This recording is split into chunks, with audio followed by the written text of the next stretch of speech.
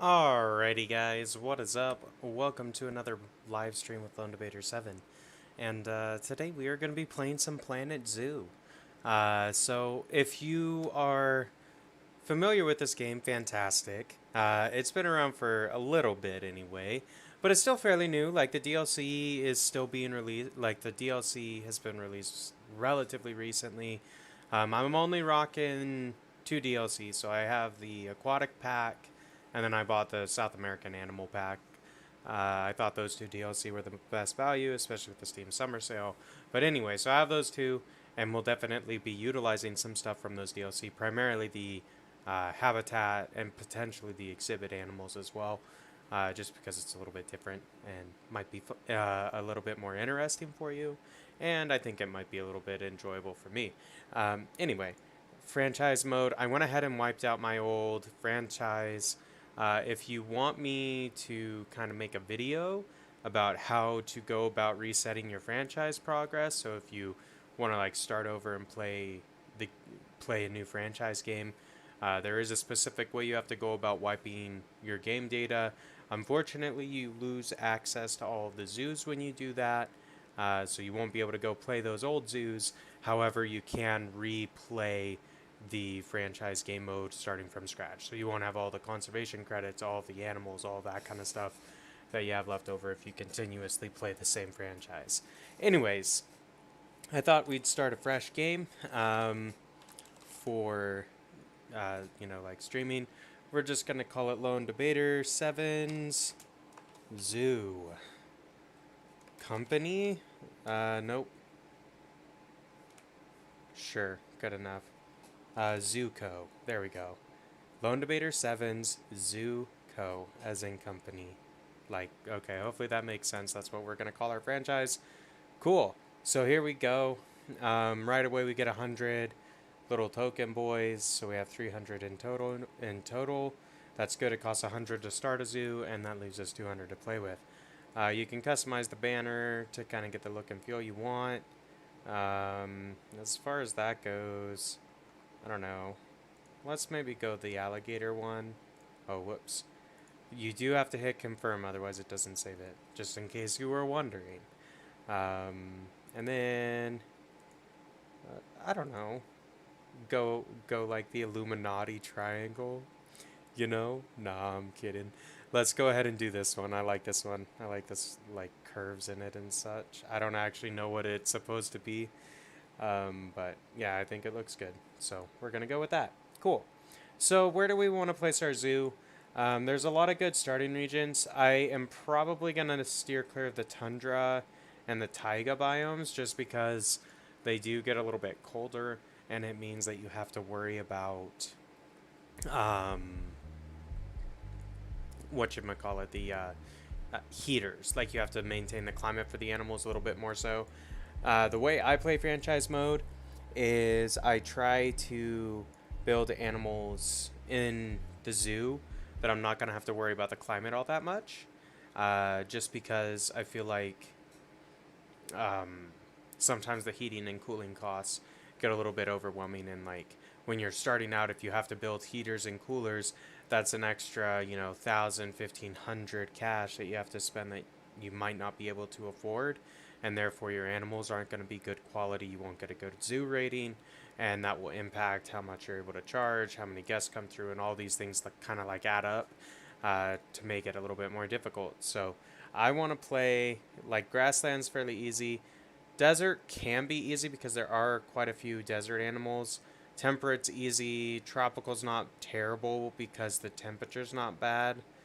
Um, I don't know. Like, maybe we do like grassland, grassland Asia. Well, like I think one. So I haven't played the DLC yet. I do own them. I just bought them during the summer sale, but I haven't played them yet. So I want to do like grassland in Asia over here because I have access to the clouded leopard now, and I definitely want to build that and see how it goes. We're gonna play on hard difficulty just so like if it works for me in hard mode, even if you're playing on easy or normal mode, it means it should definitely work for you there. That is why I'm selecting hard mode here. It is not because I think hard mode is the only way to enjoy the game. In fact, I believe medium is a very good balance. Like, it's difficult enough because it puts in enough of the features that you have to like deal with, but it's not so difficult that you have to worry about zoo management the entire time, and you can kind of enjoy sculpting your zoo, looking at your animals, doing all the like experiencing all the visual joy that this game can bring. Because I feel like this game is definitely a graphically, like, this is a game you take your time playing because it looks really good. All right. Anyway, we're gonna name this LD7 Zuko Asia. Yeah, sure. LD7 Zuko Asia, sure.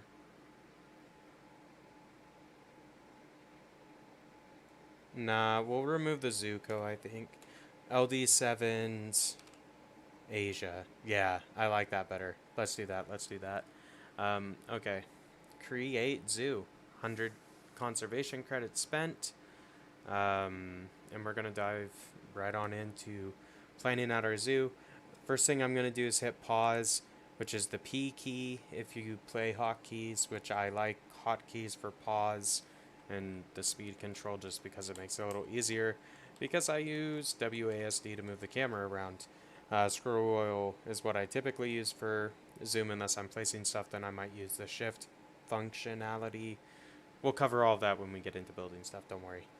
Don't you worry, because I do plan on explaining kind of how I'm doing things. That way, if you are trying to emulate it and you can't seem to get it to work, hopefully you can refer back to this video in the future on YouTube and be okay and like be able to figure it out. One thing I am noticing is my graphics card is kind of dying on me. I am gonna turn down my textures to low, and my materials and my shadows and water reflections I'll turn off. Post-processing I'll turn off. Atmospherics will turn to low. We'll leave geometry at medium. Grass density, medium is helpful because then you can see terrain geometry can be low. And let's try that and see if that helps my graphics card not melt. And it's melting because of streaming and playing this game, not because the game is actually that resource intensive. Like, I can play with the settings that I did have selected when I'm not streaming, but it's like, yeah, it's not a big deal. Not a big deal. If I tone down the bitrate on my stream, it might help a little bit too, but I'm not going to mess with that at this point. I'll take a look at that afterwards. So, first things first, let's build some paths. So, this one has kind of this tile-ish one, but I kind of like want to do something a little bit different. I kind of like this one. Let's just place a piece of it so we can kind of see what it looks like. Same with this. That could look good.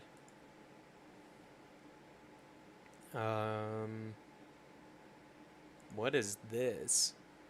Oh, that's like crazy path.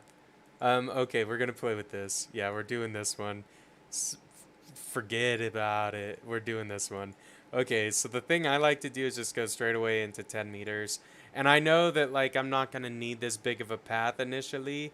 However, this allows me to expand my zoo in one continuous straight path, because, like, if you look at the shape of this area, so your boundary is a lot longer this way than it is this way. So, like, if you build your primary path in this direction, right? So, like, and you leave a little bit of space on the side here. So, like, you build side paths and kind of do that kind of deal. So you can put railways or like whatever, like you choose the ride of your choice, and it doesn't really matter necessarily. We'll cover that later when we expand the zoo. But then you can kind of like, this is the main path. So you want it extra wide. And if you have to move habitats around and stuff later, I just find it's difficult to sometimes make it all fit. and sometimes the pathing gets jank when you have a lot of buildings there. So if you plan from the beginning to be expand proofed, so like if I plan on playing this zoo to year like 250, 300, I know that the path at the start is already as big as it can get. So like I'm good there. So I might have to move habitats and stuff to build rides, but anyway, that's how I do it. And then I build the smallest size staff path off the side and kind of put my facilities tucked out over here. So right after it gets big, that way they access the wider path, so they have an easier time blending into the foot traffic of the zoo. But you do want to push this kind of far out, otherwise you will get negative impact on your guests as they come through. So let's go into staff facilities. We're going to pick basically one of everything. So I like to put my staff room on the outside like so. Put a keeper hut. And what you can actually do to conserve space is rotate them in like so, and then build a staff path connection on each of them. And sometimes you have to like force it to connect. Like I don't believe that is connected at the moment, but if I bring this back in and then replace it, now it is. So cool. This has power. This has power. Yeah, okay. Everything has power in that circle. And you can tell this without like just clicking on the building. You can click on that. So like we can go out farther even. Let's just look on negative impact. It's pretty well isolated. So out this far, we're going to be fine. And we can afford to place buildings probably to about here before we're going to have to start worrying about impact. So the rest of the facilities, we're going to need a vet surgery,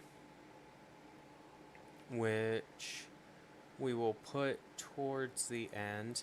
And it wants me to bring it out like that, and that's actually okay because I can put the research center in front of it. Or, oh, weird. It won't let me put the research center in front of it. Okay, fine. It's probably a terrain thing, and that's alright. We'll just leave that open because I can decorate that with some trees, so it's actually okay not to, like, cram everything inside of the same square, if you know what I'm getting at. We're going to throw in one more workshop. Or we don't have a workshop yet, so we're going to build one. And then a quarantine small, just in case something gets sick. Now, in all the time I've played, I haven't had anything get sick. Now, granted, I haven't played hard mode before, so I don't know if that's just because on medium difficulty you don't deal with sick animals or what, but that's fine. So we got all of our staff facilities that we need to start out with. So that's great. Let's hire the staff as well, because these are fixed costs, right? Like you need a caretaker, you need a keeper, you need a vet, you need a mechanic, you need basically one of everything, with the exception possibly of security, and additional vendors. Like and educators. So like I don't buy these, but I do typically buy the security just because I feel it's worth doing that right out the gate. So work zone, at least starting out, and then going forward, it's nice to have a work zone that literally encompasses everything in the zoo. And that is what I do right at the start here, and I assign all of my staff by clicking this checkbox up in the left and hitting everything. Now, every staff in my zoo has access to everything in the zoo as it is built thus far. Now, granted, I've got to build a habitat still.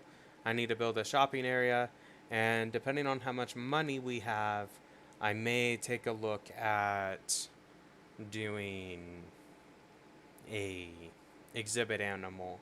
We'll see though, because that the costs add up quite quickly, so you kind of want to keep that in mind. So what I'm going to do, reset all filters. We're going to filter this out, and I like starting with Nile monitors. Like I know base animals, so kind of boring, but also they're cheap, and you get a lot, like they're great for breeding out to sell for conservation points. So decent, not so great on that one. What about this guy? He's a bronze appeal, which is maybe worth it. That's not terrible. 77. And then that one doesn't have super great stats.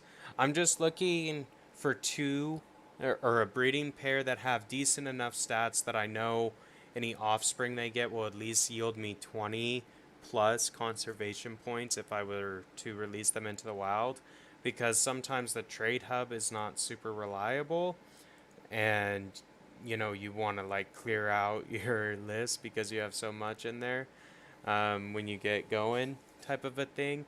So yeah, or at least I want to do that. I don't know if you're like me. That's something you might struggle with. Sometimes you have too many animals in your trade hub. So you like it's almost impossible to see what's actually going on in there. So 77, and I'm spending conservation credits here.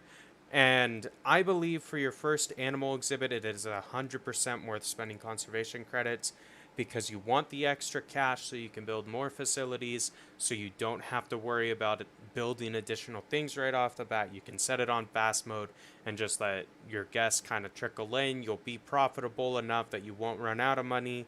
And you can kind of gauge, all right, can I increase the price of my zoo ticket? And what can you'll be able to adjust like maybe two things and be profitable for sure. If not, or you'll be profitable right out the gate. Normally I'm profitable right out the gate with Nile monitors, especially if you get like these special badged versions of the animal with your conservation credits, because then you end up getting like more people want to come see that animal, is basically what this means. Its appeal rating is what that stands for, and the higher that number is, the more people are going to value what you're showing at your zoo, so you'll be able to increase the price for the tickets faster. You'll get more guests, so your guest count will be higher, those types of things. So 74, that one's actually not terrible. It's gold badge. That's 275.67. I think this one is slightly better, except for the appeal rating. You know what? We'll do this one. Forget about it. It doesn't really matter that much. It's a good enough animal that we should be fine. It can breed with the other one either way. Even if its genetics are terrible, it can still breed. If it's a breeding pair, just make sure it doesn't have 0 fertility, I believe is the only restriction on that, and you'll be good. And let's go on in, and we're going to utilize this same path, and we're just going to build an offshoot like so, and we're just going to do one of these right now. And the reason why we're doing just one is I can build my exhibit, or my habitat, right in here, which is a very good size habitat for Nile monitors. Like, I plan on removing all these trees, so we'll go ahead and do that now. And yeah, I know you can just move them and save, a few hundred credits right out of the gate, and you can use it to beautify your park a little bit for free. I don't really care about that at all. So we just are going to delete them out and come back in. And let's build the habitat and kind of show you what I'm thinking we're going to do. So I'm going to build the gate up in the front. Need to go to barriers, and I normally click the glass one. Alright, I'm going to start the music, and I might get a little bit quiet while I'm building this, but I'll kind of talk about stuff while I do it. But anyway, so we're going to rotate this. And Nile monitors are fairly basic, so we can use glass. So that's what we're going to do. And I normally build curved. That's how I like to do it. I feel like you can maximize your space better, and you get cooler looking habitats. Just because the shape isn't the same, And we're going to make this fairly big because I plan on breeding a lot of Nile monitors, so I'm going to want this extra space so they don't get super stressed. And we could potentially split this into 2 habitats down the road and kind of have room for like a breeding specific side, But anyway, there we go. That is the barrier built. If you go into your Zoopedia and search for the animal. So Nile monitor. You can go to natural habitat. It'll tell you need grade 2 at 1.65. So this is a Nile monitor. I name the habitats after the animal that's in there. It makes it easier to manage on the screen for me. What I was going to do is hit edit barrier. Click this icon to select everything.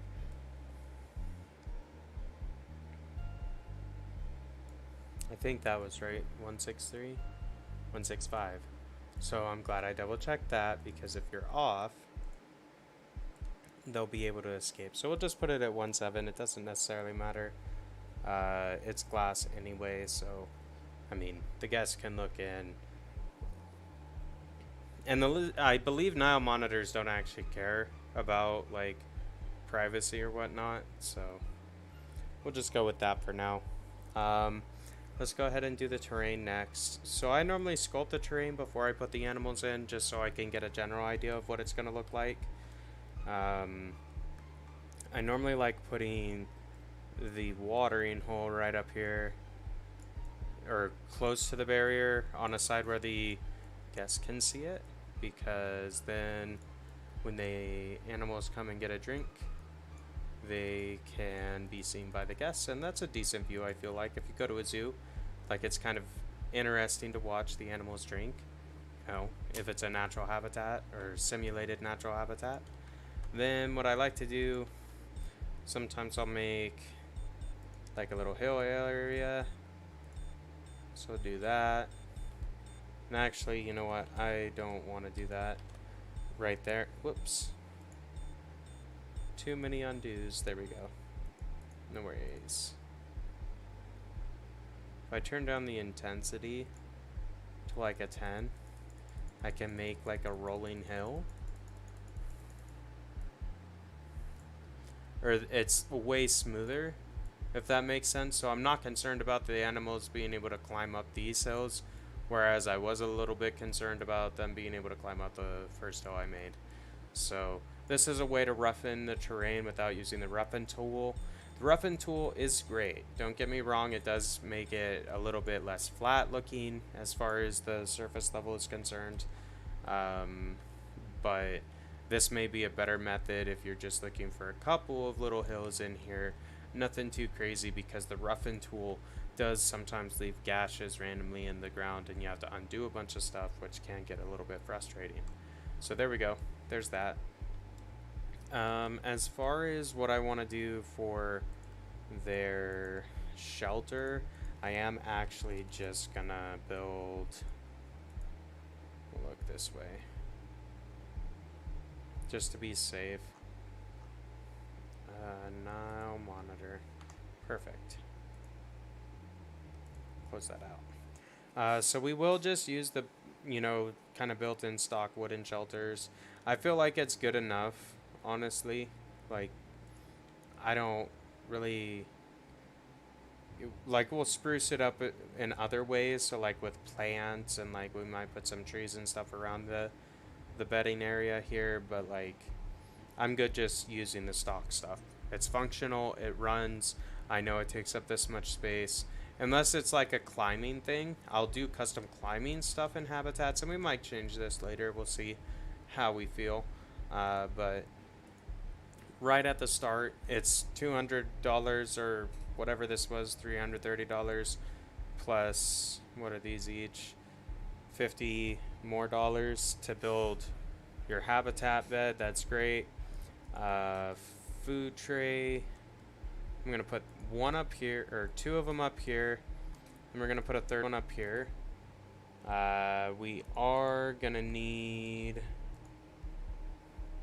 there's no enrichment because we haven't done research yet, but we are gonna need a water purification, so water treatment plant. So let's see.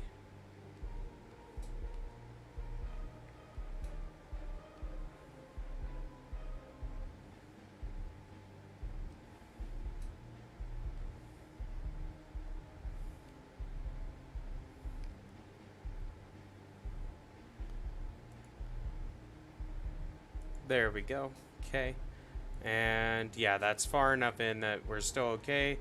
And it should be filtering the water. Yep, it's hitting the corner, so that is good to filter that.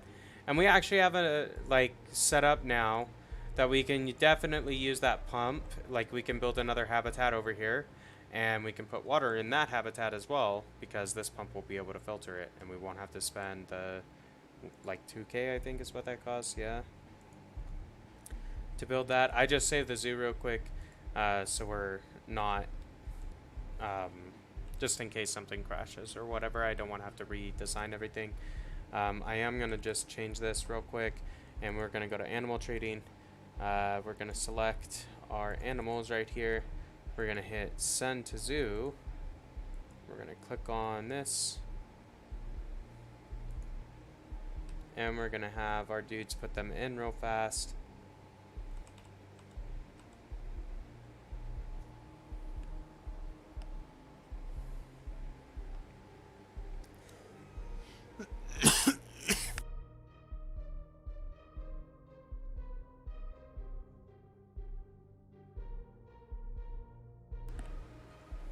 Alright, we got our Nile monitors. We do need to adjust the work zones because we built this habitat and pump without adding them to the work zone. And now everyone will stop complaining. That's what a couple of those alerts were telling us. So this stuff is all fine. I don't care about that. We've got one habitat species adopted, so when we build our second animal, basically we'll get that $1,000 or whatever it is. What I want to do next is I want to build guest facilities right out the gate. Because it does make a big difference on your profit ability. Because if your guests have things to spend money on outside of just donating, they like are gonna feel better about spending money on stuff like donations, I feel like, or that's how it works. So we're gonna build one of everything as far as the shops go, because we do have the money for it, so might as well. We are also going to build the toilets right out of the gate, even though you don't really need to do that, but it's kind of like, I want my guests to be comfortable as well. So like, let's see, we've got Info Center, Gulpy Solda, Chief Beef. Let's build a Looney Balloons. And you know what, just to make this a little bit more realistic, I want this like here.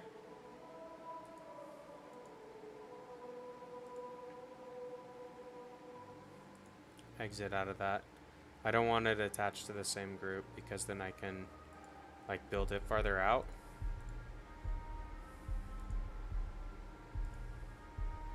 This one I want right there. We do need to build power, so I was hoping to avoid that, but not a big deal. We don't like, that's fairly easy to deal with, honestly. And what would be smart to do here is leave enough space that we can also build a staff room back here to put our vendors assigned to, or just to give our vendors somewhere that's closer to walk to.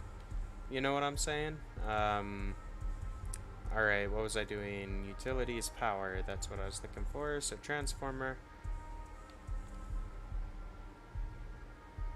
And that should be far enough out. Yeah, it is. But that also will power everything. Perfect. Save that just so it doesn't drop the template. Okay, cool. And then as far as facilities go, I think we got everything. We've got merchandise, we've got information, we've got food stalls and drink stalls. Finance, we do want ATMs.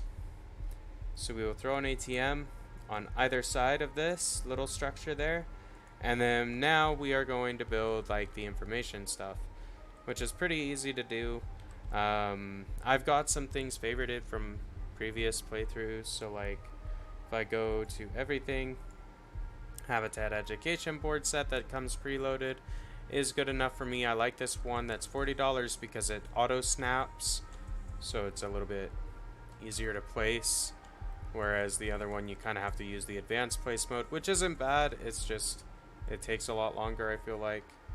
Whereas this one, I can rotate it in one axis with it by holding down the Z key and kind of be fine. So we're going to place donation boxes in front of all these screens, and we may move these, and or we'll just add more boxes is probably what we'll do once we kind of have guests inside of here to see where people start to gather, because you want your donation boxes wherever the guests actually stand. Ultimately, we'll place, like, I want to see if I have a specific item because I haven't used them before, but so set all this stuff to be the right formation, and it all should be powered because we've got, it should be in range, so cool. Set that to like a 10, because so if you're new to Planet Zoo and you're struggling to get education ratings that are good, you do actually need both the little boards and these speakers. Otherwise, your guests will not get educated enough about the animal. So just a little tip, put both of them, and if you build all of them from the get-go, you can kind of make the ranges correct. And like right here, I could expand this really big like that. It's actually better to leave it around a 10, because then I can make this one like a 7 or an 8. And in fact, if I make it one smaller, I can make this one about the same size. Yeah, you don't want it right, like this is fine, but if I go up to a 9, it won't quite be touching, but if someone is standing right here, they'll complain about overlap. So you drop this one down 1 and you'll be fine. So there's that Nile monitor. I'm just setting all this up. It's the only animal we have, but if you want to get good education right out of the gate, this is exactly how you do it. You invest the extra like $80 to put in speakers and you'll be fine. Like, I don't have to do anything to increase the education on this exhibit. It should be fine. Like, I can move stuff around a little bit to increase the utilization, but outside of that, it's not a big deal.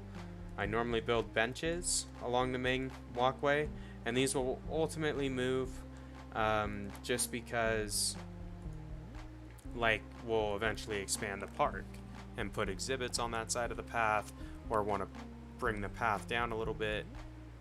So you also want to have trash cans and recycle bins available. Otherwise, your guests will just throw the trash on the ground, and it's easier and faster, I believe, for your keeper or whatever they call it to clean up the trash out of a bin when compared to cleaning up like the ground. So yeah, just bear that in mind. We have 5,500 credits right now. Let's just look and see how much an exhibit animal would cost us. And if you sort by appeal, that's a decent way to get your first one set up. Like 1,000 plus the 3 to build the thing. I mean, this will be close, but I think we can afford it. Let's do the iguanas, I think.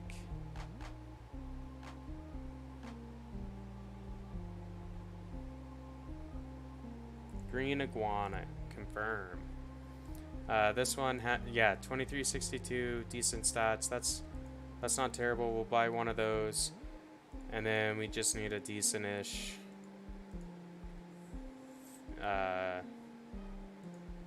genetic mate, I guess. Oh, all right. It's a grand. Like, this is gonna. Let's do it. Let's just try it and see if we can make this work. 500. We'll have like $500 after we build the whatchamacallit, the exhibit. But we will place the exhibit.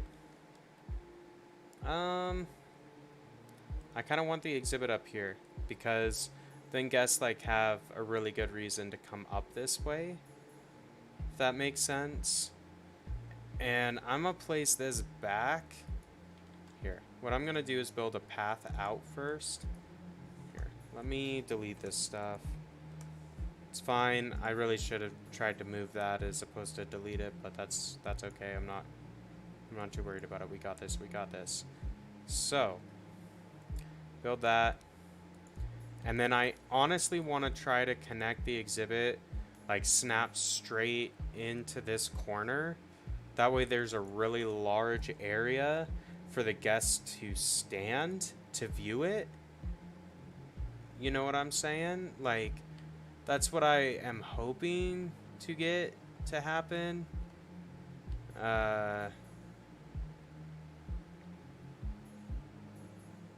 So close. Come on. I mean, that's I guess that might work. That's probably as good as it's gonna get. Just because the pathing system is not perfect. It is pretty good. Do not get me wrong, the pathing is actually not terrible in this game. It's just not perfect. So, you know, it is what it is. But we've got 500 bucks left in the bank. We still need to put down information boards for this exhibit. And I want one board there. One board there. I need a donation box. Lease one, which is 50. And we need a speaker, which is 100. And we're going to put the speaker up a little bit so I can increase the range and kind of cover this upper piece. And hopefully that will work. So we've got $332 left in the bank. You can store so the exhibits are way easier to set up when you're paused, because you can just throw the animals in and it automatically registers them in there. So you can see what you need to do. So 26 to 31, put it on 28, and then 50 to 60, put it on like 55. They'll be fine. We're gonna put it in Iguana, cool. And yeah, once I unpause, that temperature and humidity thing will get better. So now we need to do the terrain for our Nile monitors. So, and by terrain I just mean terrain painting, because they already have the hard shelter and food access that they're gonna need. Oh, whoops. I actually did click them that time. Come here, buddy. Where are you at? There you are. There's actually two of them on top. That's why it's here if I unpause it for a minute.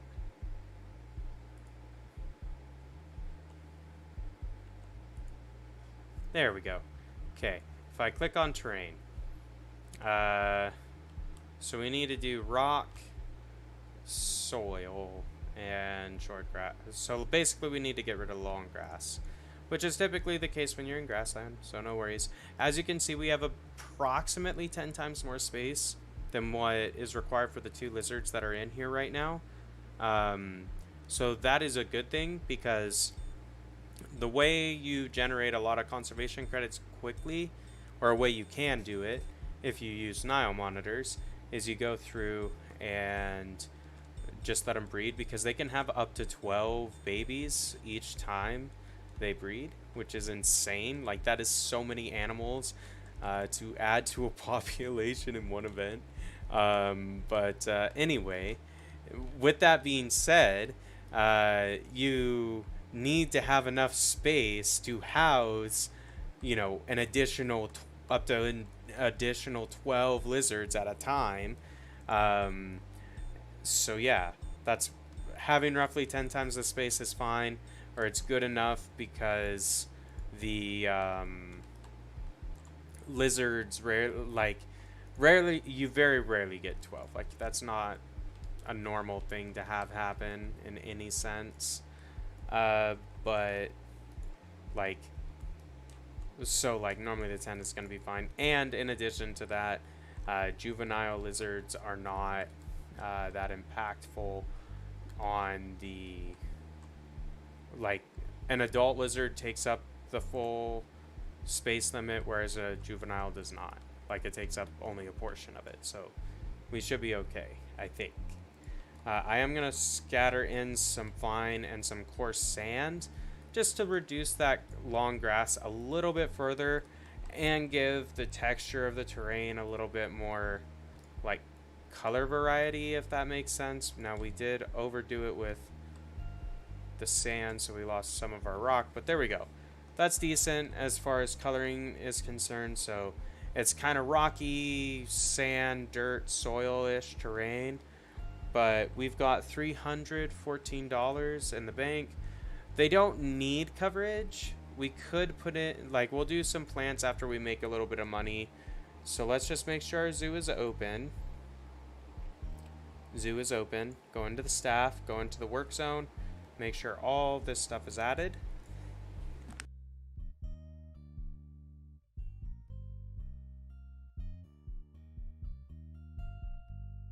Okay, so now we've got everything in the work zone. Reselect all your staff, reassign them to the work zone. Just because all these vendors, you do spawn in one vendor every time you place a shop, so like I don't know if they automatically get assigned to the work zone, but it's good. It's a good habit to get into to just go through and assign your staff to their work zones, or like make sure that it's been done. Where is speaker for this bad boy? It's right up here, because I still need to set that up. That might be a little bit too close. So if I set it to 8, then do something like that, I think that will be fine and perfect. So let's go ahead and unpause and see what we've got going on. So these guys should be pretty happy outside of our enrichment stat. Yeah, so no enrichment, but outside of that, they're fine. So we need to start doing vet research. So zoo, vet research, assign this bad mama onto the Nile monitor. VIP guest. Oh, that's just us. Lol. It's kind of interesting that it does that, but no worries. So what do these guys feel? Zoo ticket price is great. Fantastic. I'm glad you feel that way. We are going to up it to 5 and 3. And I think 5 and 3 is still going to be a great price for this. I like to leave it where it says this is a great price, or the zoo ticket price is good. So like zoo ticket price is fair is okay, because we do plan, or I plan on expanding stuff and making the zoo better with the money we earn. But if you wait long, like if you leave it at good, where they say this, you're going to have a higher guest count, which could yield more money because they might go to the shops and spend more, if that makes sense. But as you can see, they're going to gather here because the monitors are right here. We're going to want an additional donation box like right here and like right here, just to accommodate this pool of people that is right here. So like if we click on this, no donations yet. Come on, stingy people, pay us. You get in a good A view of that lizard right now. Okay, no worries. We got 2518 in the bank. Oh, 684. We can afford like, oh man, we're negative. Okay, no worries.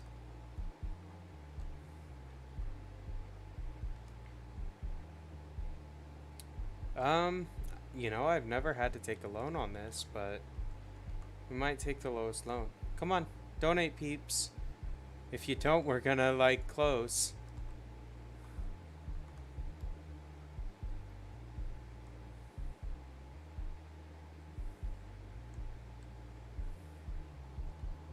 Alright, we made a little bit of money. Perfect. Okay. We must have finally got some donations. Yeah, we did. So that is what makes playing on slow speed a little bit challenging, is like the swings in money are less noticeable the faster the game speed you're playing on is. Which is kind of interesting to think about, but anyway, I like it. No worries. We're going to play on slow mode just because then you can kind of get a little bit more up close and personal with what's going on. You can kind of check out the lizards. So like, look at these dudes. You know, if you're into lizards, these guys are actually pretty cool. So we got like an albino one swimming away. Then we got a green and yellow striped one. I mean, it's kind of like a bigger, like more aquatic iguana maybe. It's kind of what it looks like. And then this is green iguanas right here. Yeah, so look at that guy right there, just chilling inside of his habitat. Grand old time. It's pretty good. So like the like this is pretty much like, let's turn our graphics onto trash and see how good the game looks, and the answer is the game still looks pretty good. Still looks pretty good.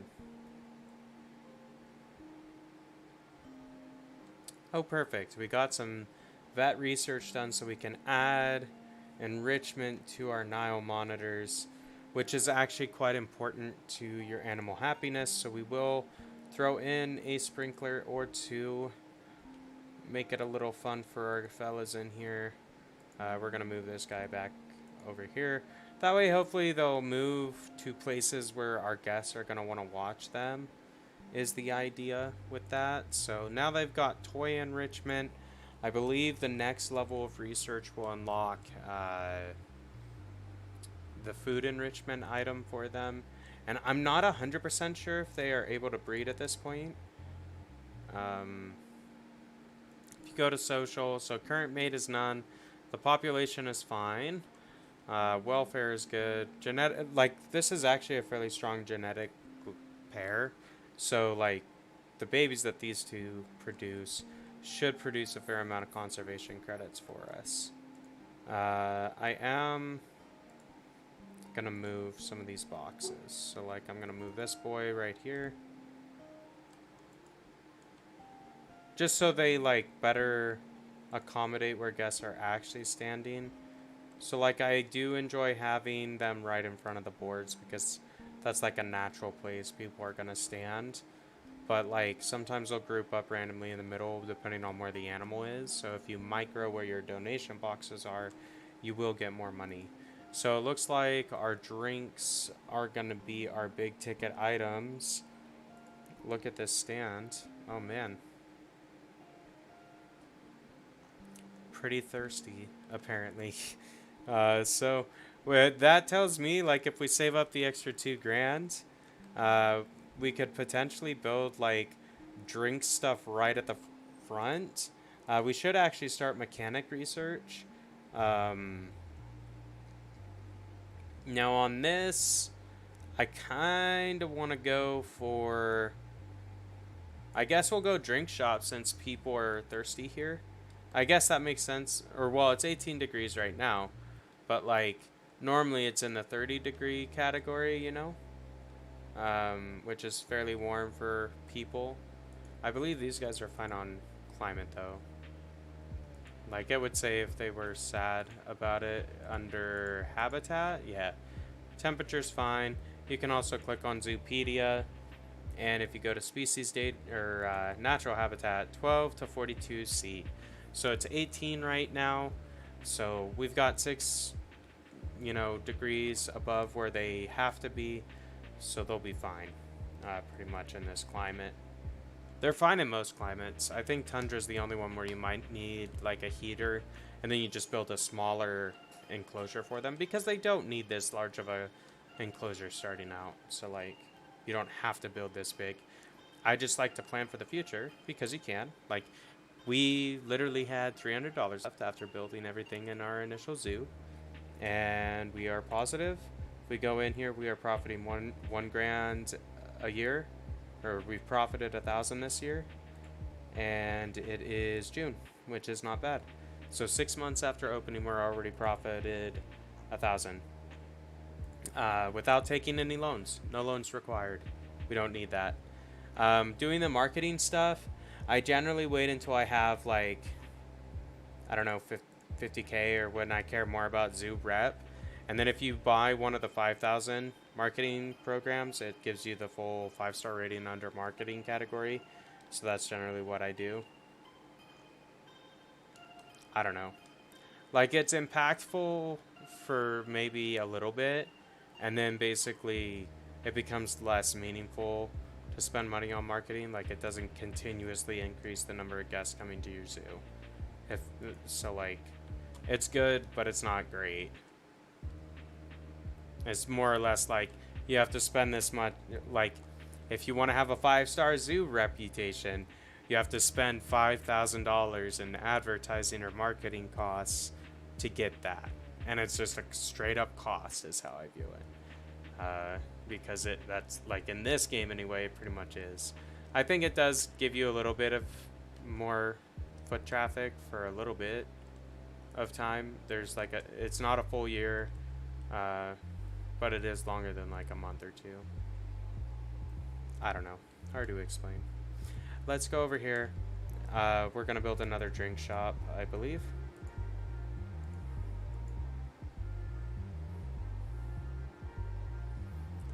check this. So yeah, they want drinks. And they want food, apparently. No vendor. Okay, fine. We'll hire a couple... 3 vendors because I want these shops continuously running. Like, you make so much money on shops that it is worth spending the measly 100 or 200 a year that it costs to have staff in a vendor to run it, if that makes sense. Hopefully it does. We're gonna hire one more because we still have an empty shop for some reason. There we go. Now everything's running. So as you can see, now we actually have people lining up to do stuff over here. Which is good.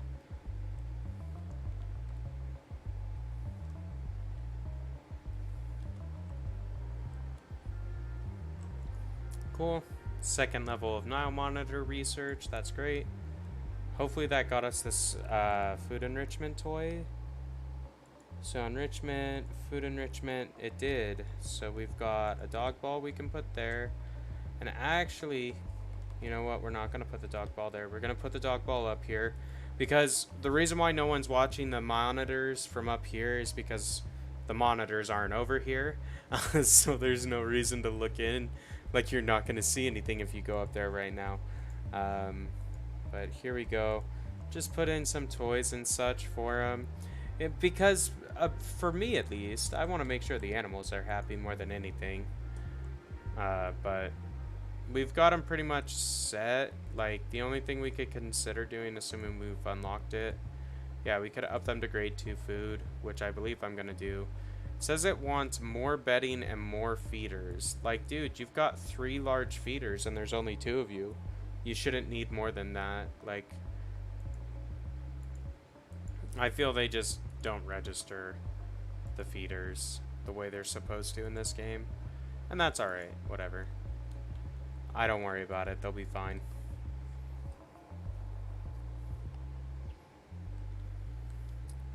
Okay. So these guys are getting it done. Drink stand, right? Yep. Okay, so we're gonna build another guest facility. We're gonna build a second Gulpy Solda, because that is where our biggest queue is right now. I am just gonna pause real quick so I can edit the work zone.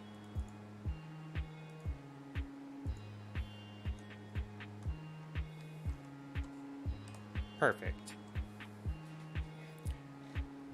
Because you might as well try to capitalize on, like, the demands of your guests. So, like, our guests are thirsty, give them two drink shops. Granted, I don't know how close our mechanic research is. It's still pretty far away, probably. Like, I just started that.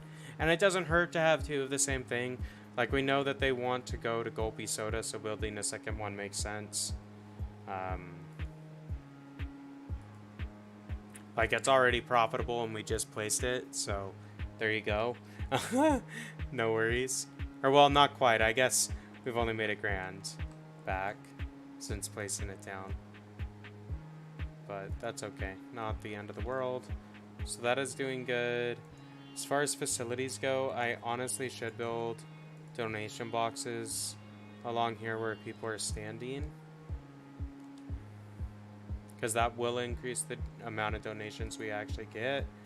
I also can put in these conservation boards to improve the education level of our guests.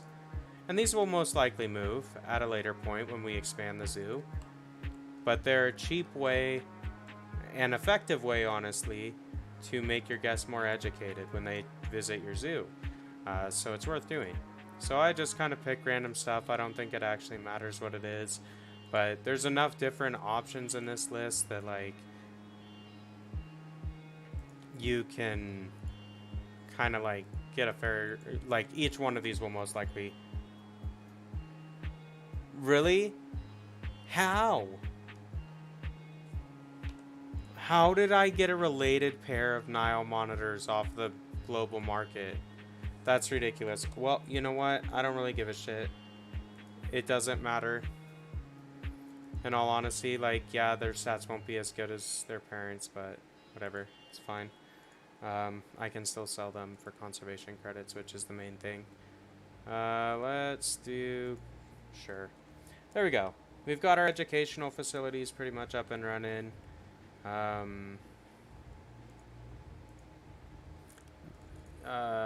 Yep, expecting offspring. So this is why you pick Nile monitors. We're just now entering November of year 1. And we already have expecting offspring due August of year 2. So by the end of year 2, we're going to have between 2 and 12 baby Nile monitors.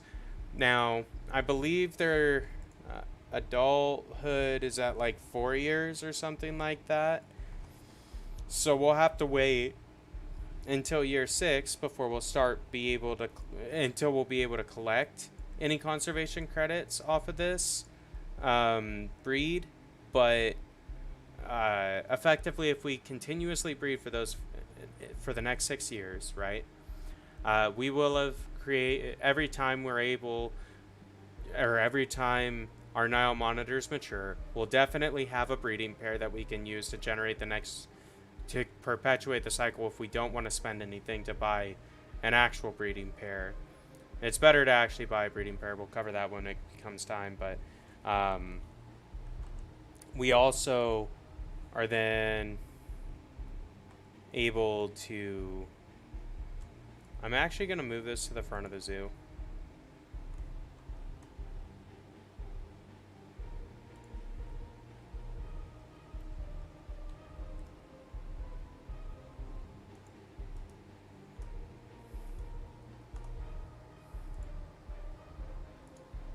Because then people can kind of like hit it up right away. You know what I'm saying? Like, they can get a drink right out the gate. Eventually I'll build once I have the 2K, I'll build a chief beef up here as well. It's worth it. Like, I mean,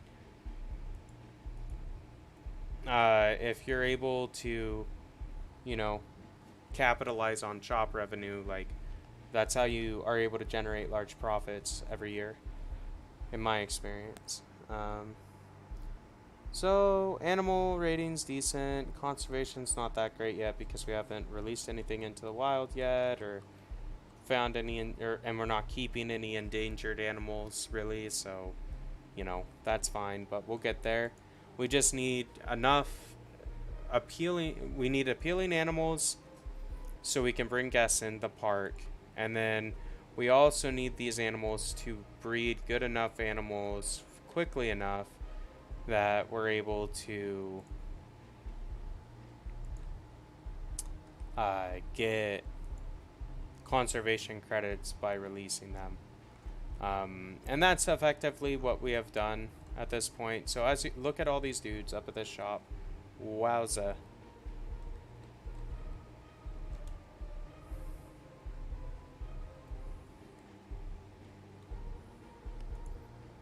I wish it gave me like a progress bar on this research.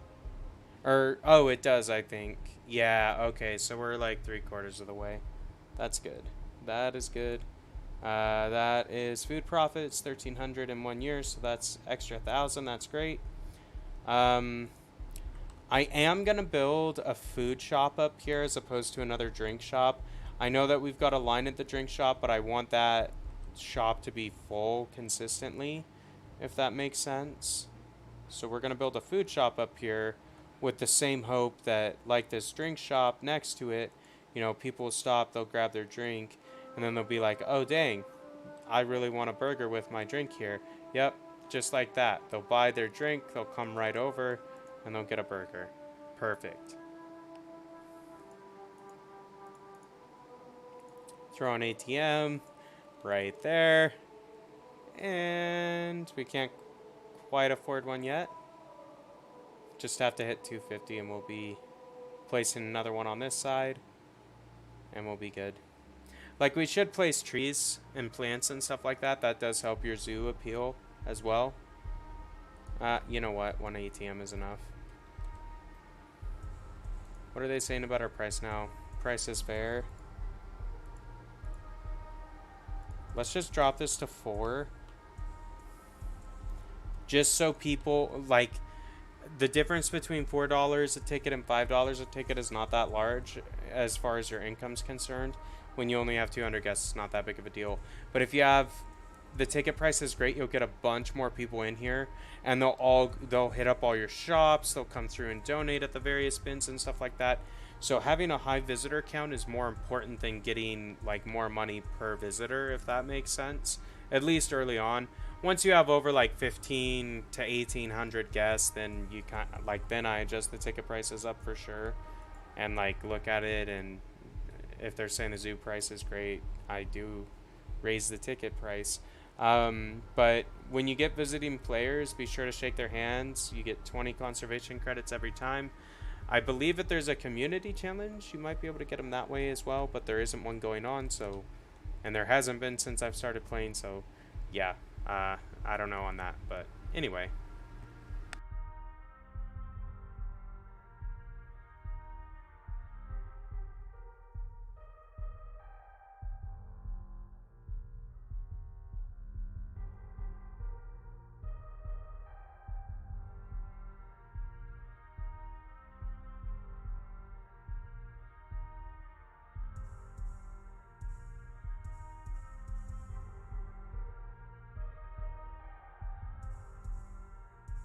Sorry, I was looking for one of our animals. Okay, so we do need a staff room. So what I'm going to do is build that out here. Assuming I have the money for it. I actually don't. So we need to wait a minute. Sorry, friendo.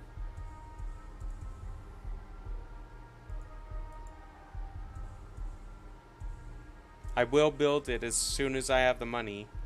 Like, that will be the next $2,000 we spend is on another staff room.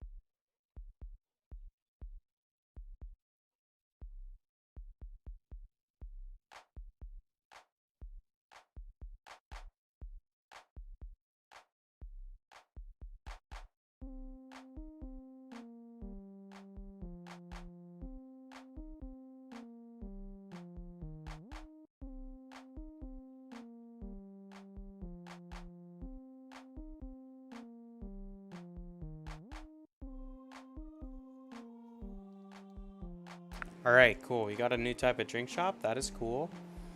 I do want to switch this guy over to staff facilities, because getting the large version of stuff is very helpful.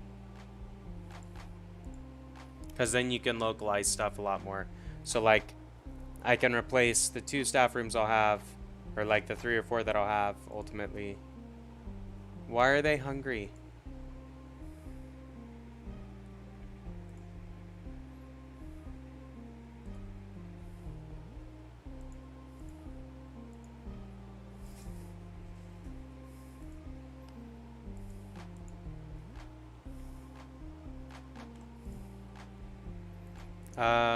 Can I put a perk on this?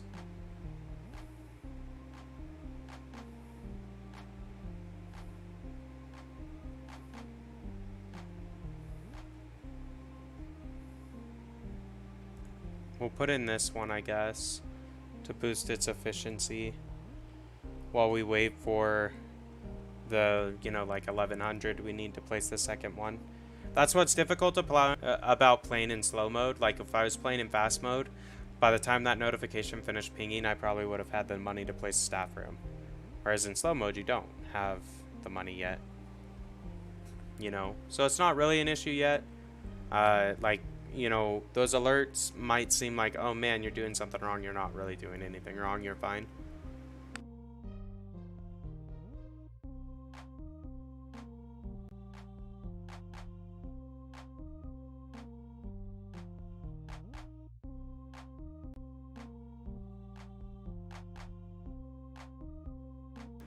What's going on with this?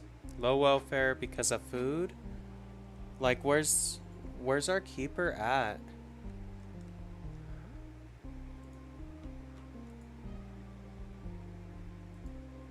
Yeah, come feed our dudes. What the hell? I guess let's add a second keeper instead of getting upset. Because really that's what the issue is we need another keeper. So assign you to everything, but we'll just make sure everyone's on everything. There we go. Yeah, please come fix stuff for our Nile monitors because I want them happy, you know? Yeah, they're in a cage, and yeah, we're using them to generate currency, but I still want the animals to be well taken care of. There's no reason they shouldn't be well taken care of in a captive environment. In fact, they should be taken care of better than they would have been in the wild, if that makes sense. So it says they want better bedding. So I guess the bedding that we've got in here isn't good enough for them. So let's try a different type of bedding. We'll maybe use the smaller stuff and like try to separate it a bit more.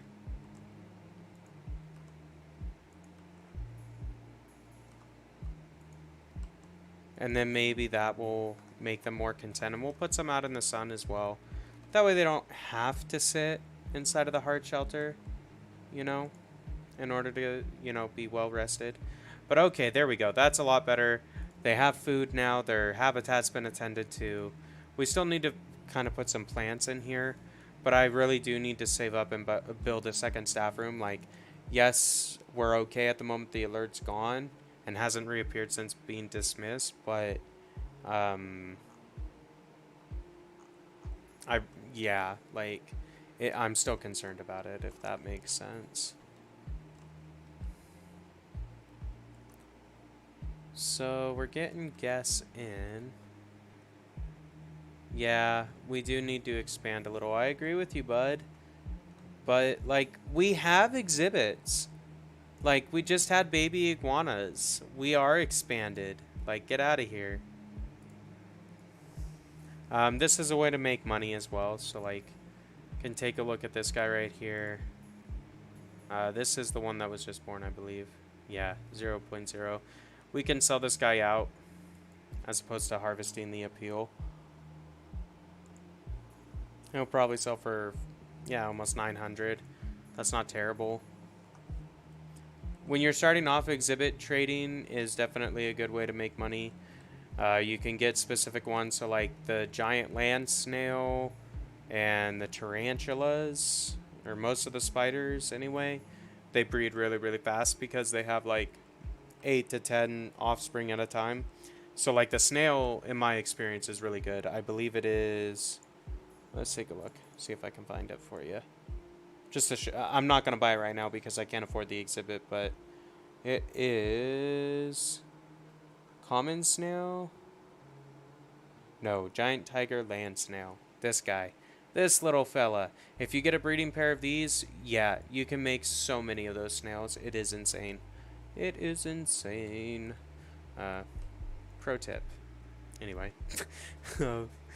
Let's see. So these guys are doing fine. I mean, they're just chilling, watching our Nile monitors. Like, I would love to expand, but really, I feel I don't have the money. And I really don't. Like, if we had maybe 150 conservation credits, I might be able to find a species of animal I could get with those tokens. But, like, we don't really have that. I am going to do a little research inside of our other... on the iguanas. So like, yeah, we really need to expand our staff rooms. I understand, guys. I understand.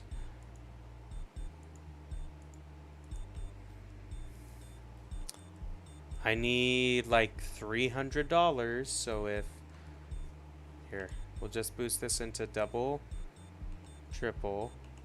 Oh, look at that. We have the $2,000 and I can build a second staff room.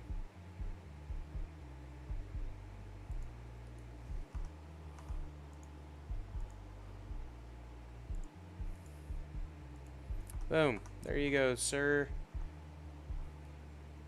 We give you an extra staff room.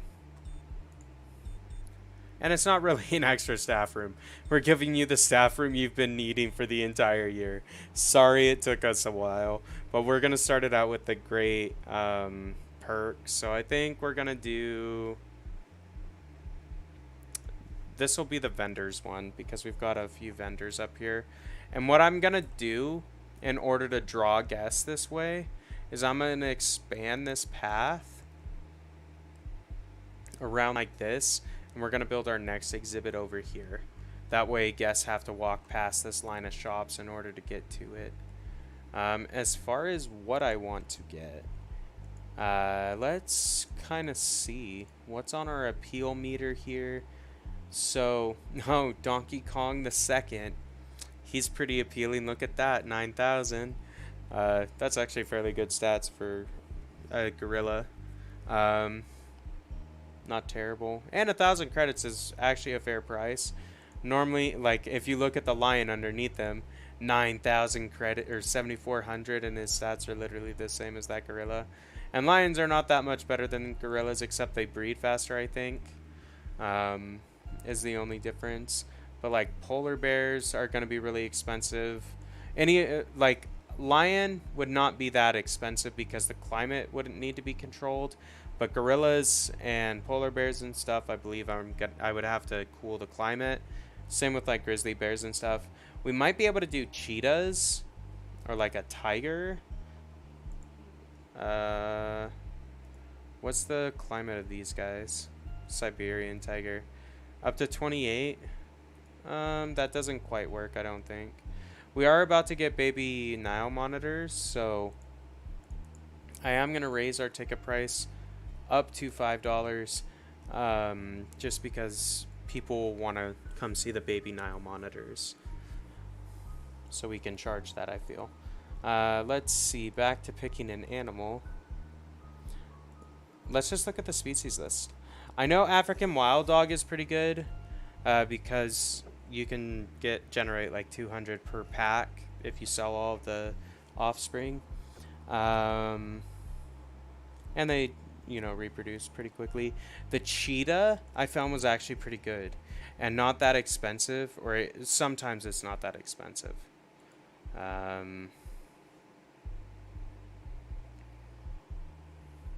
And these guys, like, you can release to the wild for 600 if they have like any fertility and decent-ish longevity.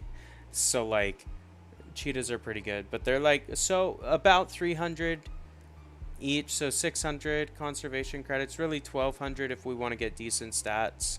So those are a little bit out of reach right now. Good to know what they cost, however, because Nile monitors will eventually pay for that. Let's see, we could look at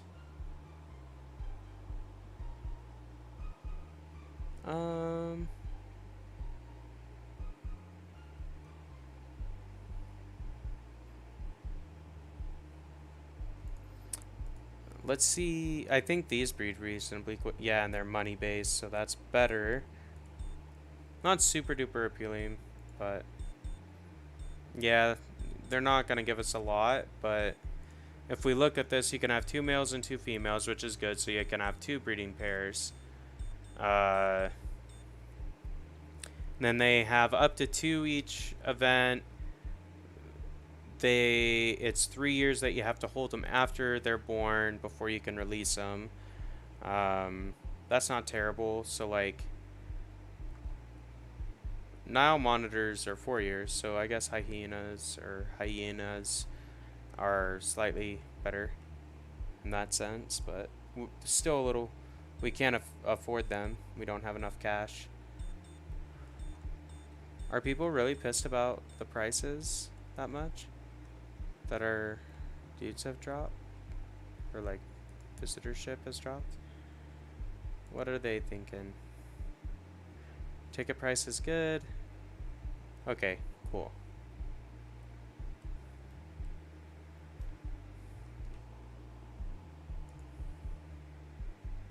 So yeah, we went from 2 Nile monitors to 12. So we got 10 additional Nile monitors from that one offspring event. And Nile monitors have offspring insanely frequently. So, like, yeah, in 4 years, so in year 6, we're going to have 10 Nile monitors that we can sell. Really, we'll have 9 that we can sell or release into the wild, because we'll want to keep one and then get one off of the market in order to breed with it to get the next set of generations going. But the initial breeding pair here will be able to have like I've seen my Nile monitor cage with like 40 of them in there, because honestly, like, the babies do not impact the space that much. Like, yeah, there's a little bit of impact to the animals here welfare, primarily because of enrichment. But if I build some food enrichment, like some blood pumpkins and stuff like that, and you just gotta place a few of them, it will solve that issue for the most part, even when they have the offspring. So, like, there, now they're all good welfare, they're all taken care of. We Gucci on our Nile monitors, and we're gonna have a ton of dudes to sell. Look at them all swimming in here, learning to swim. Our little lizard palos, look at them go. Oh yeah, this is Rainia. Cool. This is decent stats, 2175 appeal, so that could sell decently. I mean, that's 2 gold badges. That one has 200s. That's a bronze badge, so its immunity is not good. That does happen with the albinos sometime. So fertility's bad on that one, but still silver badge. This gold badge. So just because it has a badge doesn't mean that the stats are perfect. It just indicates its appeal. So since both the parents of these lizards have decent appeal, the offspring will have decent appeal, which means I can sell them for a decent amount if I trade them on the center. Like, maybe. Like, I might be able to get an extra 15 conservation credits out of these by selling them on the trade versus releasing them to the wild. So because I want the credits immediately, I will almost certainly just release them into the wild because it's easier. There's no time delay.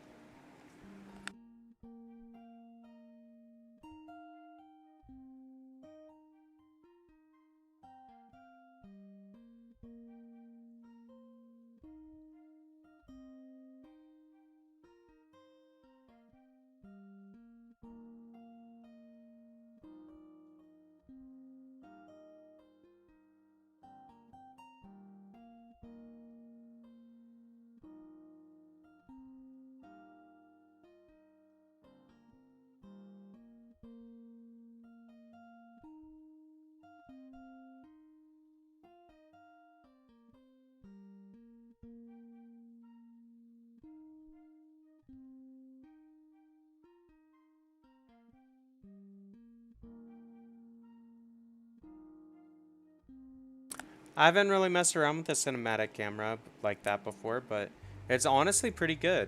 Uh, like, you get up close and personal with your animal, which is kind of cool. Like, if you're interested in animals and you want to kind of see what these look like, I believe that these models are fairly realistic, fairly accurate for the most part. Like, it's a big focus in this game is making things look good. Like, that is 100% a very large focus of this game.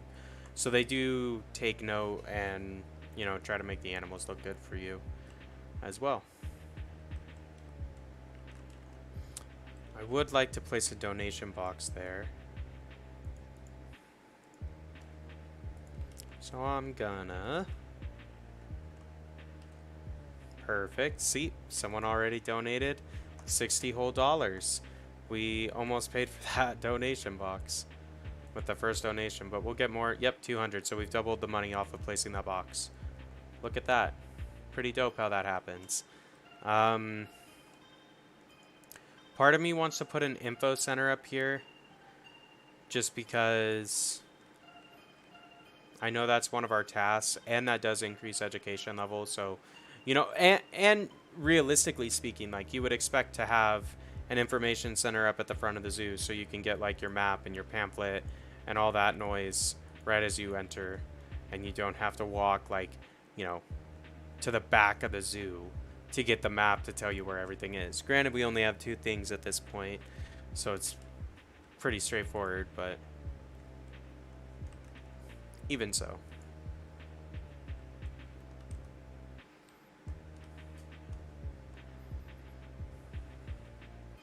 Eventually, what I want to do when our zoo gets a little bit bigger is I want to build like an entryway right here.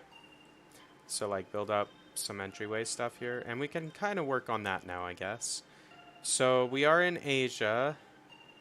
So if I filter by continent Asia, it will only give me plants that are from this region or this continent. So I want some bamboo. I think it looks good, honestly, especially as like foliage is concerned. It looks decent. Now I don't know if Bengal bamboo is actually okay for Nile monitors or not. So it would make sense to spend some money on like our animals' habitat as opposed to decoration. But what I was kind of looking for was, that's not quite right. Maybe this could work. Okay. So as opposed to using like the standard climbing poles to build my sign, I kind of want to use 2 trees.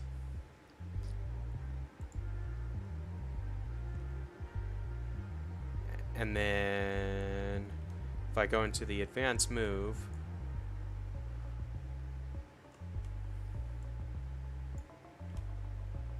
kind of do something like this.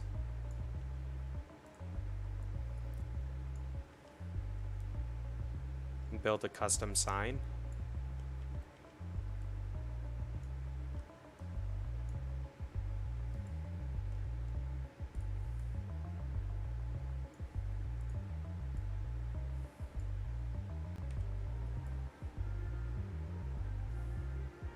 Actually,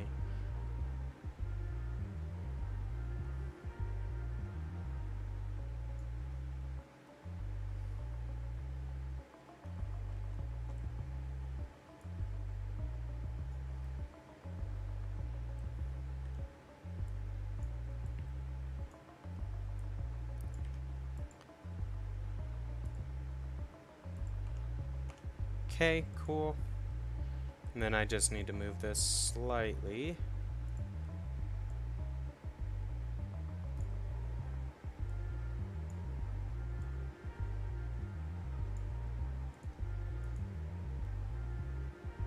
And then if I rotate these,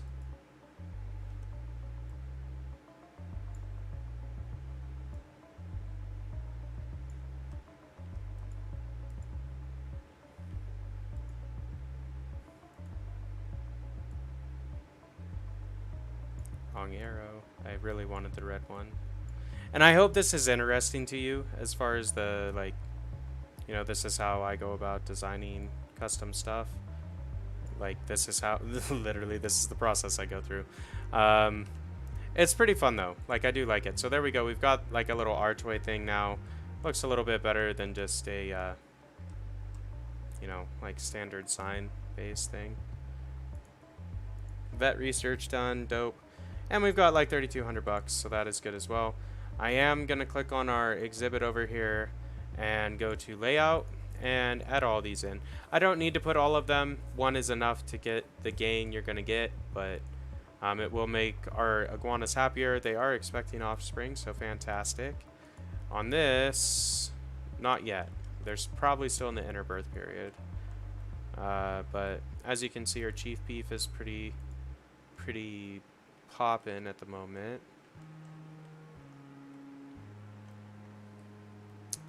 But what I want to do here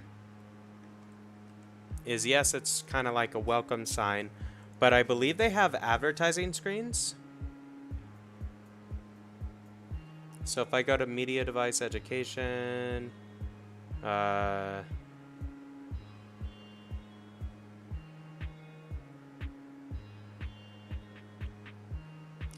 screen wall mount, put one right there. 1x1 is pretty small. 4x4? Yeah, we'll go with a 4x4. Okay. And I do need to advance move this a little bit. just primarily to adjust the angling.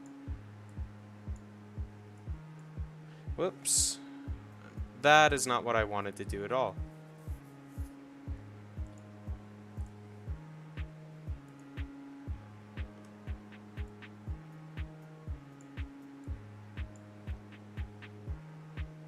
That should work. Okay.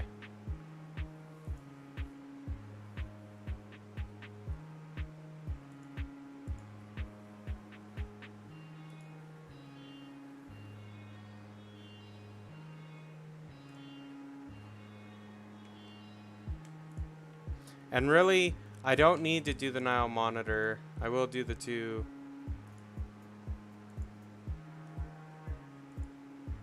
I will do the information centers though.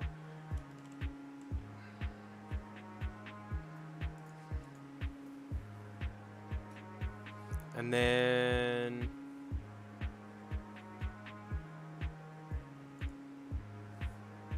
do that.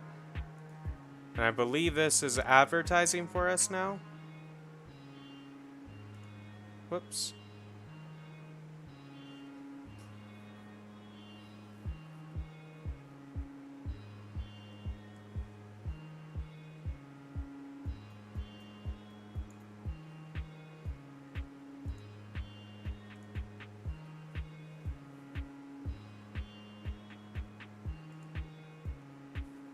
Okay. Adverts are set. And I believe that is how you configure those. This is actually the first time I've ever used those. But as you see, you walk into the zoo, you get some nice bamboo foliage into some trees, with a nice archway leading you into a good like intro loop. Eventually we'll have it advertising or showing like a video of like our clouded leopards or whatever our big appeal animal ends up being initially. And we can rotate what's advertised too, so not a big deal.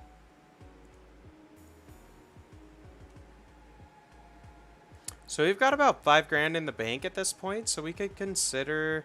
So we need more keepers. Their workload is fairly high, so we'll hire 2 more. I'm just gonna pause real quick while I take care of this. So we want another caretaker. We want another mechanic.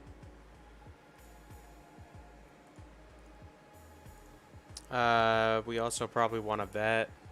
So I feel before expanding your habitats, it's good to expand your staff a little bit if they're overworked. So like look at how much work our vendors are doing right now. Like we need more vendors in order to cover our shops. It's obvious if you look at these little stats. If you have most of the people that are your staff with high workload like that, you either need to pay to train them or add in an additional member of that staff type.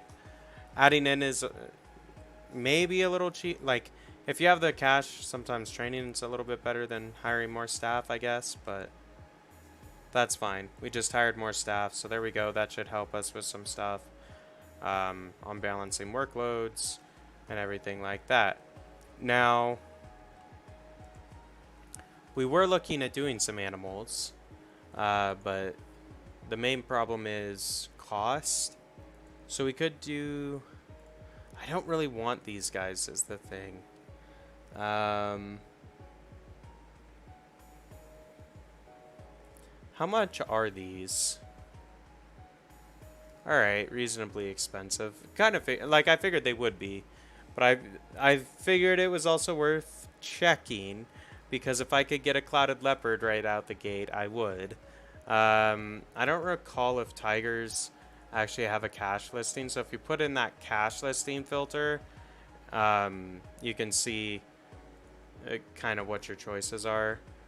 African wild dog is kind of what we should be building, but oh, we could do sun bears. I haven't built these before. This is part of the Southeast Asia DLC, I believe. They're vulnerable, so that's good. Grade 4, 9.9 feet climb proof, 6 to 42, so climate's perfect for them. 1 male, 1 female, that's fine. Takes 4 years after offspring are born for you to be able to do anything with them, but that's not terrible. Let's maybe take a look at these. Maybe we'll do some sun bears.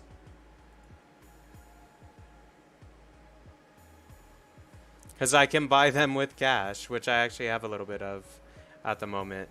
Terrible stats, terrible stats.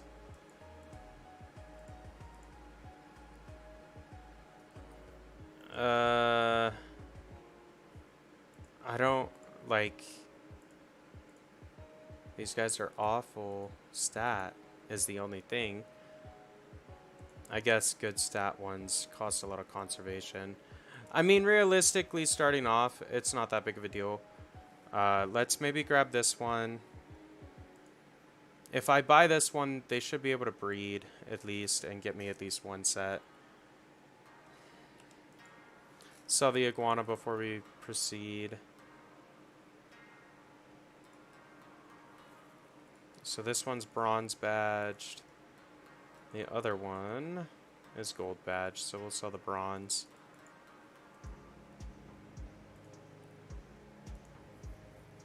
And this just generates us, you know, an extra $900. You know, it puts us back over almost a 3K, which is useful. Yeah, we just bought 2 animals, so once we build the habitat and stuff, it'll be looking a little bit better for us. But we still need to build the habitat and all the path and stuff. So I am going to unpause and let this kind of go for a little bit. In the meantime, we need to adjust this path. We're not that low on cash. Get out of here. We'll make more, don't worry. Let's go to paths. Max size again. And this little guy right here. There we go. And we'll build something like that, I think. And then barriers. Or actually, you know what might be kind of cool? We're going to do this instead. We're going to build like an elevated platform.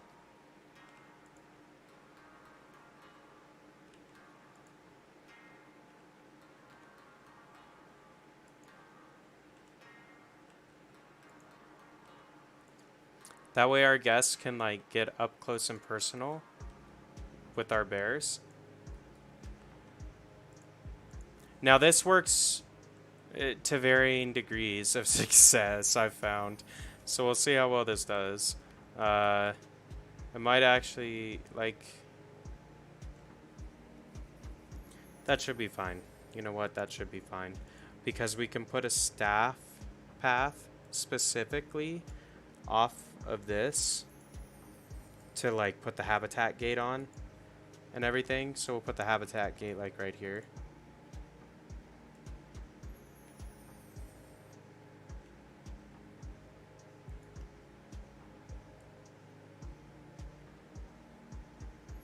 Uh, 9.9 is what it said.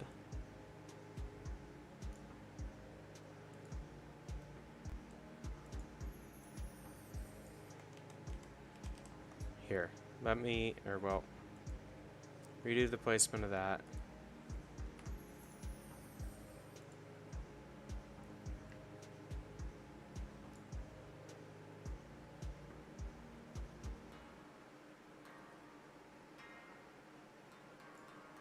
And then we're gonna go with red brick, I think.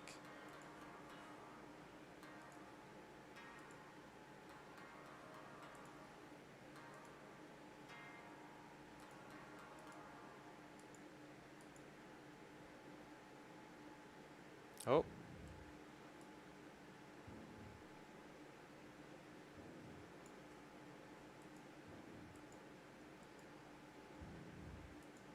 And we'll make it kind of interesting, so like, you know, you're not just on one level. Kind of go up above them. You can get an overview. You walk through their habitat, more or less. So we do need more money to finish building this. That's the thing, like these big habitats like this are pretty expensive. Like I could probably cut out this huge chunk right here and have enough money to do it.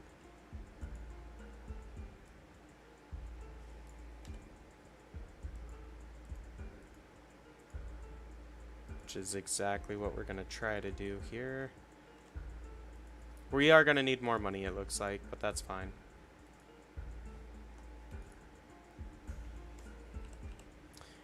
If I let this tick over, I believe we are profitable at the moment.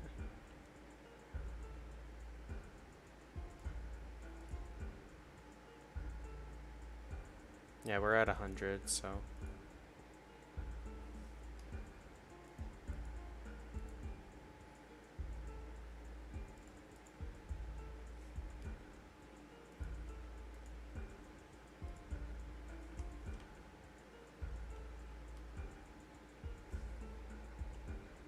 Alright, we're just going to let time kind of advance here for a few minutes, just so we can get enough money to finish building the enclosure. It's not a big deal. It's not like your animals age inside of the storage anyway, so like they will be the same age and everything. They'll be ready to go, just like when we bought them, when we finally placed them. So that is a good thing.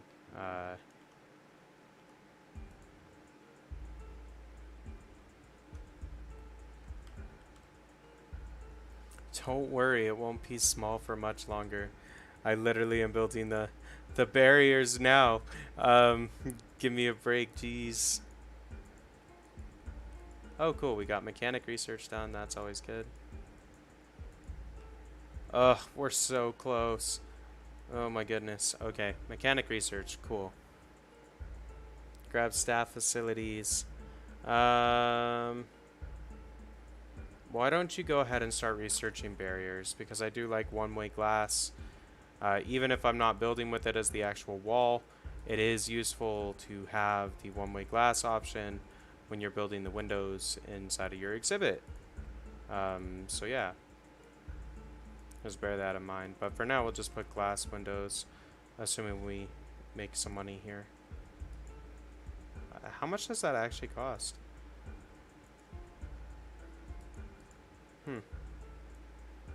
Yeah, we'll put them, those three, or those two. Good enough. I mean, this kind of forces our guests to go up here now, I suppose, so I'm fine with that. We are gonna move these guys into the zoo. Come deliver. We do also need to throw this into our work zone, or else we are gonna be very disappointed.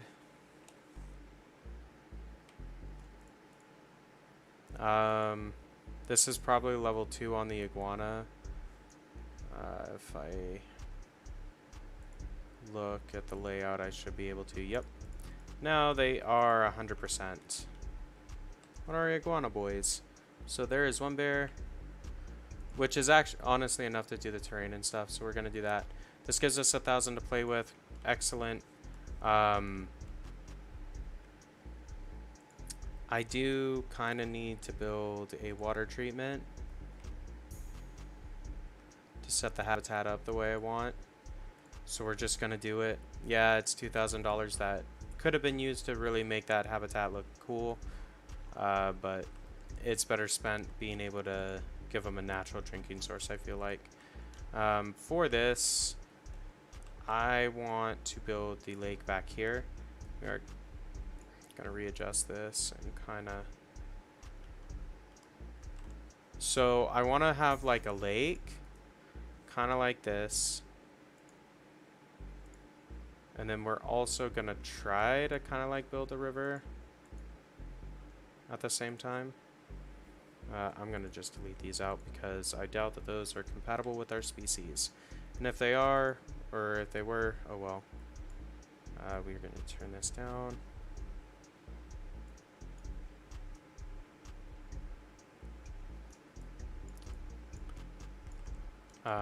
Honestly, I need to pull out the water while I sculpt this. But something just kind of to give it some terrain, if that makes sense. That's a little bit more interesting than just, oh, here's this giant, like, painted grassland. Enjoy. If that, like, I don't want to do that. Like, I want to have an interesting habitat. Not only because I think it's good for the animals, but I think, you know, they put all these tools into the game. You should try to use them. At least a little bit. You know, not saying that I'm very good at it, but I try anyway. So that should work. Let's go ahead and try placing our water. Valid. Okay. So they kind of have like a little flooded out thing going on. Let's see how that is looking for him on terrain. They need climbing area. If I unpause this, I think they still have enough land area. Yeah, they do. Okay, cool, cool. So we need climbing area. That is very easy to fix, honestly. Let's go ahead and do the terrain painting first, just because we can get that done real quick. We can do some nature stuff, and then we can build some custom climbing stuff for our sun bears. That way they have some interesting stuff to do. So let's see. We're going to start out with some heavy soil, I believe, and do something like this.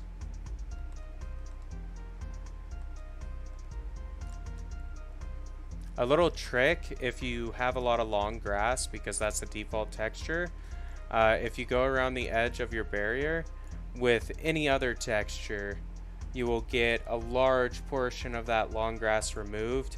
And if you pick something like sand or soil or rock even, normally your animals are not going to care about that little bit, but it may lower your long grass enough to, you know, kind of fix your terrain issues. Now these guys really like short grass, so kind of the concept behind this exhibit is that you've got really grassy area underneath this bridge a little bit, kind of leading into some soil based shores, and then on this side they have a little bit sparser grass. We're going to break up this monotonous grass in a minute with some sand, because we've met the percentage. I just wanted to get the rest of this long grass percentage dealt with. That way we are not having to worry about it. But if you take some coarse sand and sprinkle it, and then some fine sand and sprinkle it like that, even though this is primarily short grass, it does not look like short grass anymore. So it's a way to kind of diversify your textures. I can even kind of do this kind of stuff, and then it just it makes the grass feel more natural because it's not all the same density. Hopefully that makes sense, but that's kind of how I go about terrain sculpting on the paintbrush. Now we need to do some coverage. We're gonna go for grassland and Asia. So I think these guys are okay with Bengal bamboo. Let's see. Those are cattails. Where's our bamboo at? I thought it was at the top. Here. We're just gonna do this. This might be easier. They okay with these? Yep, they are. Dope. So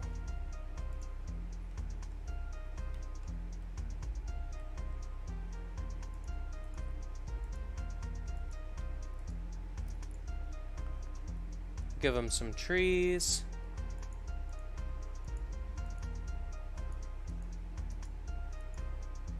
Now this is quite expensive decoration, but these animals do need it. They need it. So we're gonna unpause. It's not that they're gonna, one thing I should add is enrichment for these and a feeder for these guys as well. They should be able to eat or drink from our water source over there, but yeah, they are gonna need a food spot. So sun bear is what I want to look at. Habitat, let's go for food and water. I can't even afford the big food tray. Lame. Alright, fine. We'll put a small food tray out there. I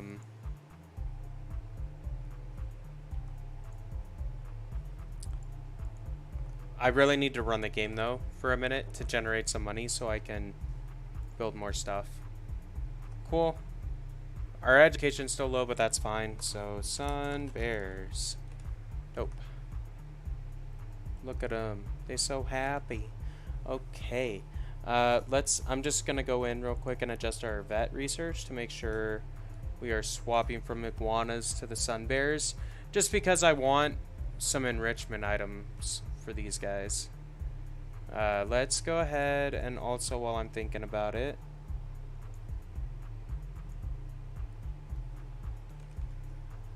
this is what I was looking for, a vista point. So if I put a vista point, it should entice guests to look at a specific thing. So by setting the vista point there, it'll say, guest, come over here and look at the sun bears, as opposed to standing off on this weird place where I can't place anything and doing it. So I'm going to add that to my favorites list. I haven't ever actually used these before, so I'm kind of curious to see how it all works. But let's get some education stuff over by this vista point, because they will definitely be in range of this. So take advantage. We are going to need more power, it looks like, which is kind of concerning, because how close is the power? It's pretty far away. Dang it. How much does that cost? 500. Okay, we'll get there.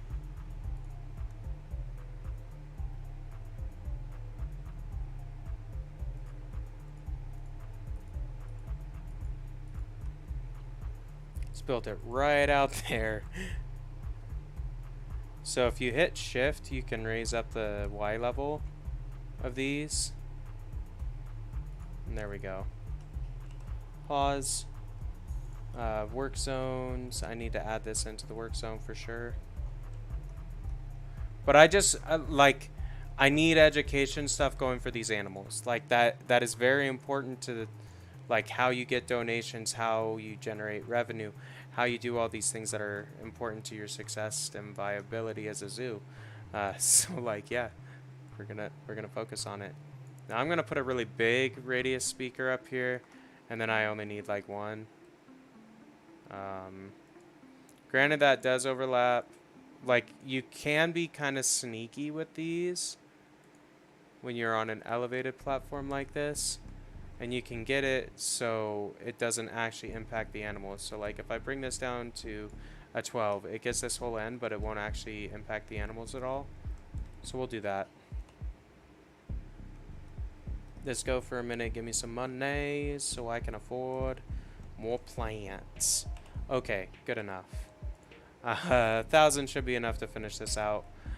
So I'm looking for Bengal bamboo, because I really like how this stuff looks, honestly, and it does, like, it just, I think it looks really good on riverbeds. So let's go in here. They are fine with Bengal bamboo. That is good. Not okay with that, though. They're okay with beech trees. That's good. Put one of those there. These are really big, so like it should provide a decent. Yeah, that gave us a lot of coverage for one item. Yeah, they're 160 a pop, but that's okay. Think about how many bamboos we'd have to place to get a similar effect. Now, granted, I do kind of like, since these guys are chill with having a ton of plants, I do want to kind of build them a habitat with a ton of plants, you know? It does make the habitat look a lot better in my experience as well. So like lining the whole water feature or like lining the corners like that, I think it's just great, or it makes it look a lot better. Now they do need food, toy. Oh, they can have interspecies? I didn't know that. I should have read this more carefully. Binturong. Okay. Okay. I'd have to raise this up just a little bit bigger, but I could potentially get some of those. That could be okay. I do, however, need to build like some cover and some climables. So let's build some custom climbable stuff for our sun bears. It's pretty easy to do, honestly. I like to angle these a little bit chiller than the game does, and kind of like bring them together like this, and then kind of flatten it, and then kind of just adjust the positioning a little bit here and there. It takes a little bit of time, but it ends up building a little bit better looking structure, I feel like, and you're able to get something exactly what you want, exactly what you want, as opposed to like close to what you want. Hopefully that makes sense. And it's in the game. Like, this is a large part of the game, is building stuff that looks good. So buckle up if that's not what you want to do. Alright. That should be accessible, I'm hoping. We'll put some climbing posts on the side just to... Whoops. No, that's not what I wanted. Dang it. Okay, fine.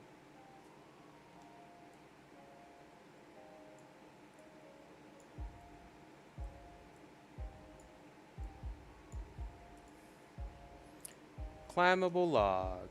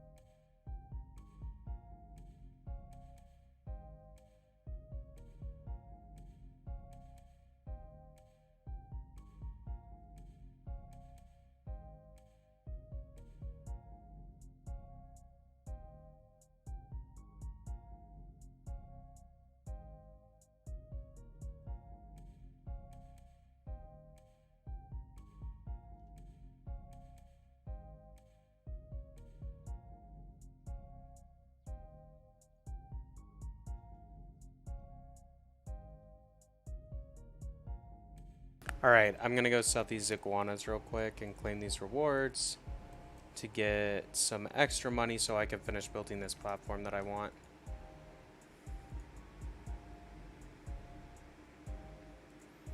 So this guy is almost dead, so we're gonna sell him out.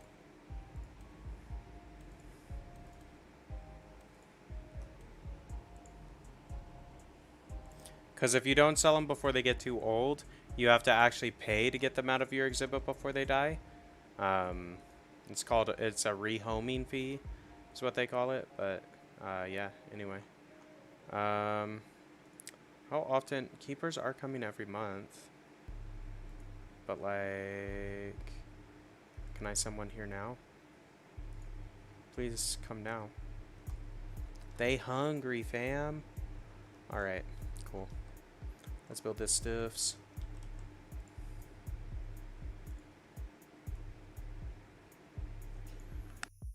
Kind of fun though. Like, it takes a bit of time, and that's fair.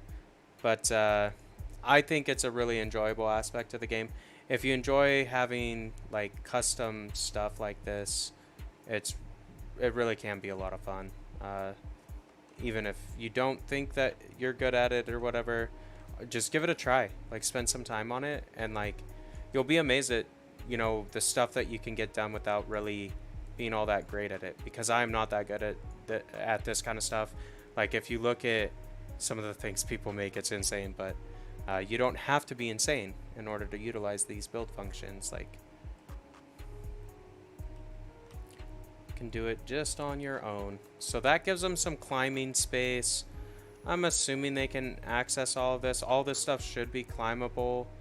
The one thing I did kind of want to add was just like a couple of like climbing posts right here, just in case they can't get up here. That will allow them to climb up.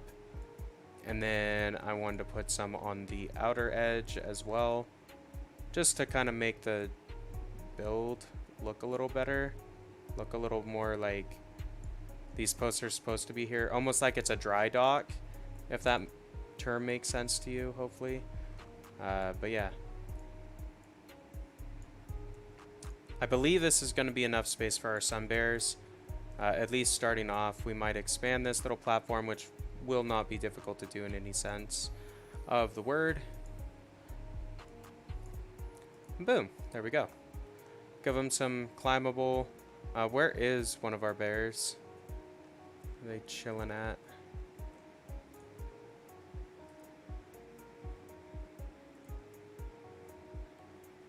Okay, enrichment they're unhappy about. Hard shelter they're good on. They've got enough climb. They've got enough deep water. So it really is just toys, like enrichment items.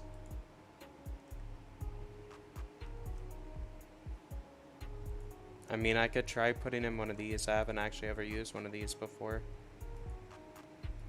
Okay, I guess that gives them some food enrichment. But I think we need to do research in order to get the toys unlocked. So that's as good as it's going to get for now. But not bad. We got some bears implemented. We should be able to raise this up to like $8 now. I feel like we've got a fairly attractive species. Yeah, zoo ticket price is great. Zoos. Oh, overpriced? Get out of here. I feel like that's fair. Do you know how expensive it is to make a sun bear habitat? We just spent